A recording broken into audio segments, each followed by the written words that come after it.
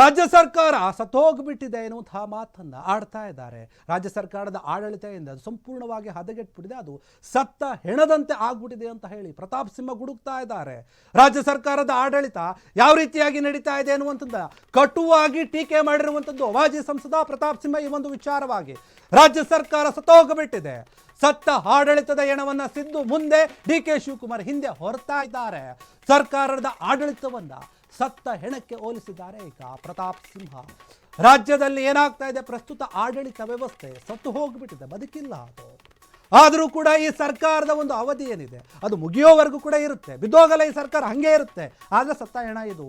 ಆಡಳಿತದ ಹೆಣವನ್ನ ಮುಂದೆ ಹೊರಲು ಡಿ.ಕೆ. ಶಿವಕುಮಾರ್ ಪ್ರಯತ್ನ ಮಾಡ್ತಾ ಇದ್ದಾರೆ. ಹೆಣ ಹೊರುವಾಗ ಮುಂದೆ ಹಿಂದೆ ಯಾರಾದರೂ ಬರಲಿ, ಅದರಲ್ಲಿ ಏನು ಕೂಡ ವ್ಯತ್ಯಾಸ ಆಗಲ್ಲ ಅಂತ ಹೇಳಿ ಮಾಜಿ ಸಂಸದ ಹೇಳ್ತಾ ಇರುವಂಥದ್ದು.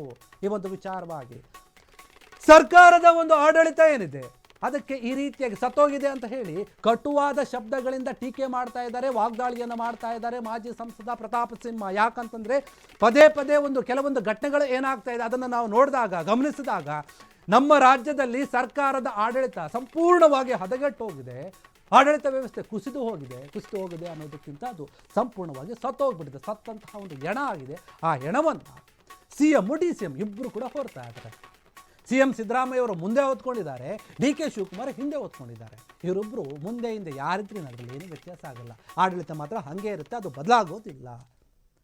ಇನ್ನು ಡಿ.ಕೆ. ಶಿವಕುಮಾರ್ ಅವರು ಸತತವಾಗಿ ಪ್ರಯತ್ನ ಪಡ್ತಾ ಇದ್ದಾರೆ ಮುಂದೆ ಹೊರಕ್ಕೆ. ಅಂದರೆ ಅವರ ಮಾತಿನ ಅರ್ಥ ಏನು, ಅವರು CM ಆಗೋಕ್ಕೆ ಪ್ರಯತ್ನ ಪಡ್ತಾ ಇದ್ದಾರೆ, ಅದು ಆಗ್ತಾ ಇಲ್ಲ, ಹಿಂದಕ್ಕಿದ್ದಾರೆ, DCM ಆಗಿದ್ದಾರೆ.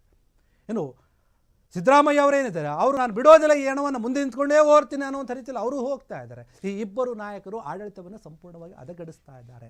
ನಾವು ನೋಡಿದ್ದೀವಿ, ಬಳ್ಳಾರಿಯಲ್ಲಿ ಆದಂಥ ಗಲಾಟೆ ಆಗಿರ್ಬೋದು, ಹಿಂದೆ ಆದಂಥ ಒಂದು ATM ದರೋಡೆ ಆಗಿರ್ಬೋದು, ಬೇರೆ ಒಂದು ಹಿಂದೂ ಮಹಿಳೆಯ ಒಂದು ಹತ್ಯೆ ಆಗಿರ್ಬೋದು, ಗಣೇಶ ಹಬ್ಬದಲ್ಲಿ ನಡೆದಂತಹ ಗಲಾಟೆಗಳಾಗಿರ್ಬೋದು, ಎಲ್ಲ ಓವರಾಲ್ ಆಗಿ ಘಟನೆಗಳನ್ನು ಮನದಲ್ಲಿ ಇಟ್ಟುಕೊಂಡು ಪ್ರತಾಪ್ ಸಿಂಹ ಮಾತನಾಡಿದಂತೆ ಕಾಣ್ತಾ ಇದೆ. ಈ ಹಿಂದೆ ಅವರು ಹೇಳಿಕೆಯನ್ನು ಕೊಟ್ಟಿದ್ದರು, ರಾಜ್ಯ ಸರ್ಕಾರಕ್ಕೆ ಎಂಟ್ರಿ ಕೊಡುವ ಅಥವಾ ರಾಜ್ಯ ರಾಜಕಾರಣಕ್ಕೆ ಎಂಟ್ರಿ ಕೊಡುವಂತಹ ಒಂದು ವಿಚಾರವಾಗಿ. ಈಗ ಮಾತನಾಡ್ತಾ ಇದ್ದಾರೆ ಆಡಳಿತದ ಬಗ್ಗೆ. ಸಂಪೂರ್ಣವಾಗಿ ಸತ್ತೋಗ್ಬಿಟ್ಟಿದೆ. ಇಬ್ಬರು ನಾಯಕರು ಕೂಡ ಒಂದು ಹೆಣವನ್ನು ಹೊರ್ತಾ ಇದ್ದಾರೆ ಅಷ್ಟೇ, ಇವರು ಆಡಳಿತವನ್ನು ಮಾಡ್ತಾ ಇಲ್ಲ. ಕಾಂಗ್ರೆಸ್ ಸರ್ಕಾರ ಇದು ಸರಿಯಾದ ರೀತಿಯಲ್ಲಿ ಜನರಿಗೆ ಏನು ಬೇಕಾದನ್ನು ಕೊಡ್ತಾ ಇಲ್ಲ. ರೈತರ ಗಲಾಟೆಯನ್ನು ನೋಡಿದ್ವಿ, ಧರಣಿಗಳನ್ನು ನೋಡಿದ್ವಿ, ಯಾವ ರೀತಿಯಾಗಿ ದೊಡ್ಡ ಮಟ್ಟದಲ್ಲಿ ಅದು ಸ್ವರೂಪವನ್ನು ಪಡೆದುಕೊಳ್ತು ಅಂತ ನೋಡಿದ್ವಿ. ಇಷ್ಟೆಲ್ಲ ಘಟನೆಗಳನ್ನು ನೋಡಿದ ಮೇಲೆ ಇನ್ನೇನು ಆಡಳಿತ ಮಾಡ್ತಾ ಇದ್ದಾರೆ ಇವರು? ರಾಜ್ಯ ಸರ್ಕಾರ ಬದುಕಿದೆ ಅಂತ ಅನ್ಕೋಬೇಕಾ, ಜನರಿಗೆ ಒಳ್ಳೇದು ಮಾಡುತ್ತೆ ಅಂತ ಅನ್ಕೋಬೇಕಾ, ಅಭಿವೃದ್ಧಿ ಕೆಲಸಗಳನ್ನು ಮಾಡುತ್ತೆ ಅಂತ ಅನ್ಕೋಬೇಕಾ? ಏನೂ ಕೂಡ ಇಲ್ಲ. ನಾವು ಸತ್ತ ಹೆಣದಿಂದ ಏನನ್ನೂ ಕೂಡ ನಿರೀಕ್ಷೆ ಮಾಡೋಕ್ಕೆ ಆಗಲ್ಲ. ಆ ರೀತಿಯಾಗಿ ಆಗಿದೆ ರಾಜ್ಯ ಕಾಂಗ್ರೆಸ್ ಸರ್ಕಾರದ ಆಡಳಿತ. ಅದನ್ನು CM DCM ಇಬ್ಬರು ಕೂಡ ಹೊರ್ತಾ ಇದ್ದಾರೆ. ನಮ್ಮ ಹೆಗಲಿಗೆ ಹೊರೆ ಆದರೂ ಪರವಾಗಿಲ್ಲ, ನಾವು ಈ ಒಂದು ಹೆಣವನ್ನು ಹೊರ್ತೀವಿ ಅನ್ನುವಂಥ ರೀತಿಯಲ್ಲಿ ಪ್ರತಾಪ್ ಸಿಂಹ ಮಾತನಾಡ್ತಾ ಇದ್ದಾರೆ. ಅವರವರಲ್ಲೇ ಗುದ್ದಾಟ, ಜಗಳ ಎಲ್ಲವೂ ಕೂಡ ಇದೆ ನಾಯಕತ್ವದ ಬದಲಾವಣೆಯ ವಿಚಾರವಾಗಿ. ಅದನ್ನೇ ಬಗೆಹರಿಸ್ಕೊಳ್ಳೋಕೆ ಆಗ್ತಾ ಇಲ್ಲ. ಆ ಒಂದು ಸಮಸ್ಯೆ ಇರೋದ್ರಿಂದ ಇವರು ರಾಜ್ಯದ ಕಡೆ, ರಾಜ್ಯದ ಜನರ ಕಡೆ ಇರುವಂತಹ ಸಮಸ್ಯೆಗಳ ಕಡೆ, ಅಭಿವೃದ್ಧಿಯ ಕಡೆ ಇವರು ಗಮನ ಹರಿಸೋಕೆ ಆಗ್ತಾ ಇಲ್ಲ. ಈ ರೀತಿಯಾಗಿ ಕಟುವಾಗಿ ಟೀಕೆ ಮಾಡ್ತಾ ಇದ್ದಾರೆ. ಅದನ್ನು ಈ ಒಂದು ಆಡಳಿತವನ್ನು ಸತ್ತ ಹೆಣಕ್ಕೆ ಹೋಲಿಸ್ತಾ ಇದ್ದಾರೆ ಪ್ರತಾಪ್ ಸಿಂಹ.